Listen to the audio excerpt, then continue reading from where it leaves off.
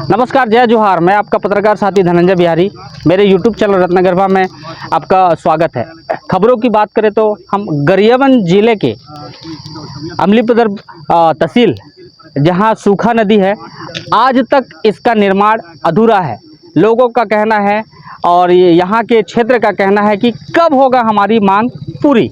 यही सपना लेके अभी तक आस में है। बता दूं आपको, सूखा तेल नदी पर 40 गांव के लोगों की सहूलियत के लिए 2022 में 7 करोड़ की स्वीकृति पीडब्ल्यूडी के सेतु विभाग से हुआ था। इसकी निविदा भी निकली थी, लेकिन कार्य प्रारंभ हुआ था। उसके बावजूद आज तक लगभग 2022 से 2025 हो गया, 3-4 साल हो गए लगभग, लेकिन आज तक कार्य अधूरा है। बारिश के दिनों में यह जो जहाँ रपटा है, पानी से लबालब हो जाता है। स्कूली बच्चों का आवागमन हो या चाहे व्यवसायिक केंद्र हो या स्वास्थ्य सुविधा हो, पूरी तरह ठप हो जाता है। अब देखना होगा कि किस तरह से क्षेत्र के लोगों के द्वारा इसकी मांग हेतु आंदोलन किया जाएगा या और कुछ किया जाएगा। बता दूं आपको, इससे पहले भूतपूर्व सरपंच द्वारा 7 दिन का भूख हड़ताल किया गया था। उसके बावजूद भी मांग जस के तस है। हमारे बीच है यहाँ के क्षेत्र के एक जनपद सदस्य जी। मैं उनसे बात करूँगा कि क्या है इसकी मांग और कब तक होगा सपना पूरा, यही बताएंगे अपने साथ। अब मेरे यूट्यूब चैनल रत्नगर्भा में आपका स्वागत है।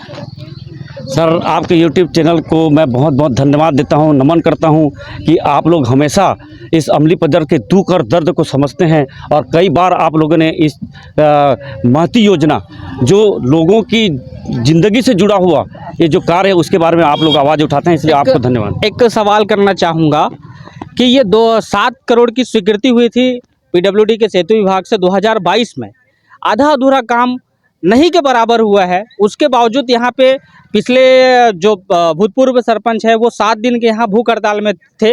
और उसके आगे भी क्षेत्र की ये प्रमुख मांग है, क्योंकि ये स्कूली बच्चों का आवागमन है, चाहे वो स्वास्थ्य सुविधाओं के लिए भी हो या व्यावसायिक केंद्र के व्यावसायिक क्षेत्र में भी हो, फिर भी इसकी मांग अब तक क्यों लंबित है?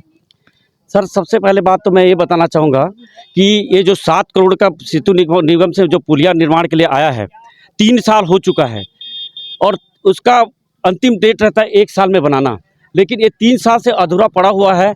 जब भी मतलब कोई बात करते हैं तो ठेकेदार की गलती की वजह से उसका ठेका रद्द कर दिया गया है, तो नया टेंडर हो चुका है।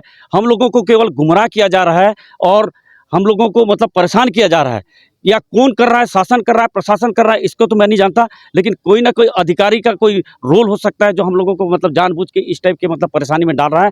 और सबसे बड़ी बात यह है कि अगर ये पुल निर्माण नहीं होता है तो इसके लिए हमारे क्षेत्र के लोगों को काफ़ी दिक्कत और परेशानी होगा। बरसात आने वाला है, अभी ज्यों का त्यों आप स्थिति सब आप खुद देख रहे हैं।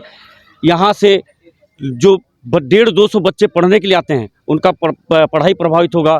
जो मतलब तहसील ऑफिस में काम कराने के लिए आते हैं, उनका काम प्रभावित होगा। जो हॉस्पिटल में आते हैं, डिलीवरी के लिए आते हैं और इमरजेंसी केस आता है, उन लोगों का जान भी जा सकता है, क्योंकि नदी पार कर नहीं सकते। अगर दूर से घूम के आएंगे तब तक कि उसकी मौत भी हो सकती है। एक सवाल और करूँगा कि बीते दिनों आप ध्रुवागुड़ी में जो समाधान शिविर था, वहाँ पे आवेदन लेकर गए थे, वहाँ पे क्या विचार रखा गया या क्या समाधान हुआ उस आवेदन का? नहीं, हमारे ग्राम पंचायत के माध्यम से और जनप्रतिनिधियों के माध्यम से इसको पुल निर्माण के लिए हम लोगों ने मतलब वहाँ समाधान शिविर में मतलब आवेदन किया था।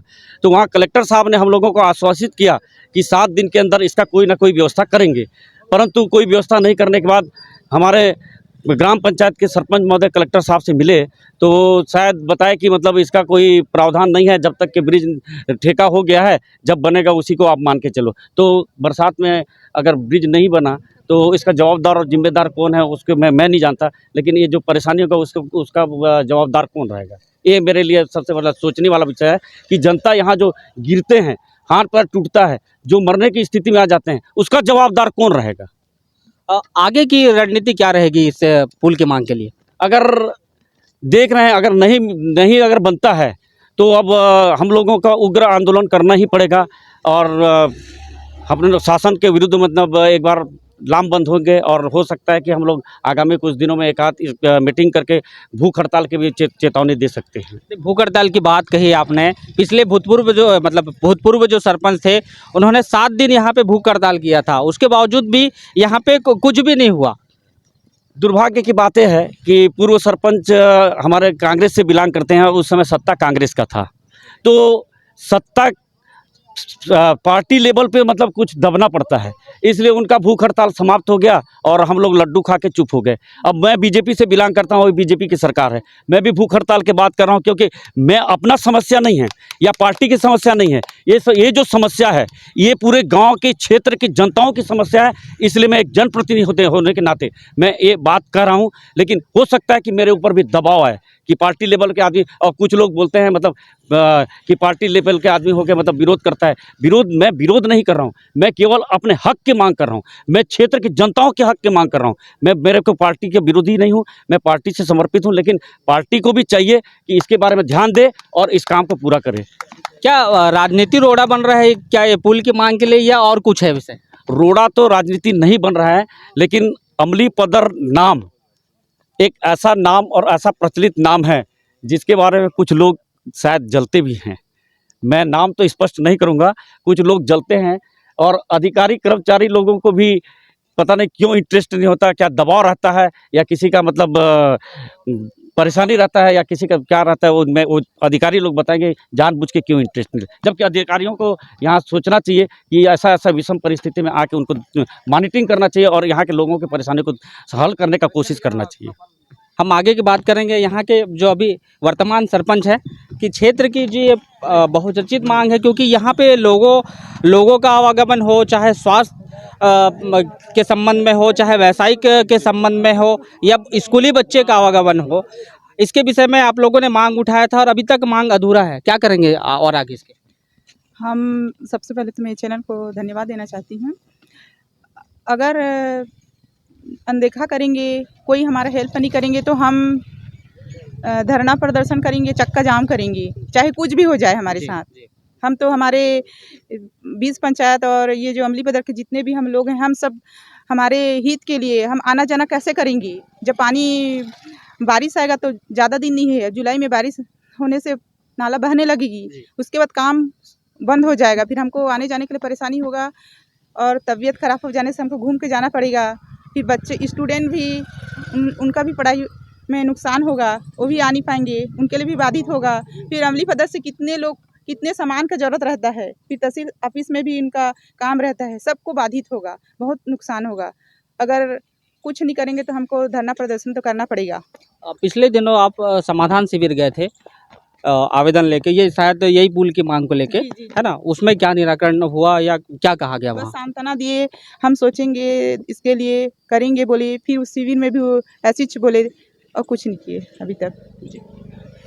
धन्यवाद सरपंच महोदया जी। मैं कुछ ग्रामीणों से बात करूंगा कि क्या समस्या आती है यहाँ पे अगर जब बरसात के दिनों में पानी तेज हो जाता है, क्या होता है भैया यहाँ पे? जब ये पुल में पानी का बहाव तेज हो जाता है तो क्या समस्या आती है? बहुत सारी समस्या आती हैं, लोगों का आवागमन पूरा बंद हो जाता है, अमली पदर इलाका पूरा टापू बन जाता है और दूर दूर से जो आते हैं बाहर से उनके लिए भी बहुत तकलीफ़ है। प्लस छात्र छात्राएं जो आती हैं दूसरे स्कूल से, मतलब दूसरे गांव से अमली पदर पढ़ने के लिए, हाई स्कूल है, महिला स्कूल है और बालक स्कूल है, वो उनको भी आने में बहुत ज़्यादा समस्या होती है। और अब तो तहसील बन गया है तो तहसील के लिए भी अब लोग आएंगे, उनको भी बहुत सारी समस्याएं होगी इस नदी के नाम से।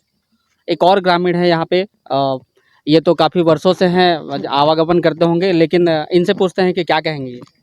क्या है बाबा ये मतलब मांग पूरा नहीं होती है? बरसात होने से बहुत आदमी गिर जाते हैं, मोटरसाइकिल में डूब जाते हैं, किसी का पैर टूट जाता है, किसी का मुंडी टूट जाता है अभी तक और किसी का हुआ है? नहीं होता है बारिश आने से। अच्छा। और ऐसे गर्मी में ही होता है जी। बारिश में हाथ पैर दिल्ली 15 दिन 2 दिन 3 दिन 4 दिन ऐसे होते रहता है, मतलब पब्लिक को परेशानी। और बाल बच्चे जो हैं तो इतना गड्ढा है वो माड़ी भर तो उसमें डूब जाते हैं, डूब जाने से दूसरे बच्चे वो बाहर निकालते हैं और ज़्यादा बारिश हो तो बच्चा का तो प्राण जाएगा। देखें यहाँ पे किस तरह से जो जनप्रतिनिधि है और यहाँ के जो सरपंच महोदया है और कुछ ग्रामीण है, उन्होंने कहा कि जब ये बारिश आती है तो बारिश के दिनों में ये नदी का हाल बेहाल हो जाता है और इसकी जो मांग है ये अभी तक लंबित है। अब देखना होगा कि सरकार इस पे क्या पहल करेगी, या विभागीय तौर पे जो पुल शुरू होना था 7 करोड़ रुपए की मंजूरी से, अब तक वो अधूरा है। मेरे गज्जू कश्यप के साथ धनंजय बिहारी, रत्नगरवा न्यूज।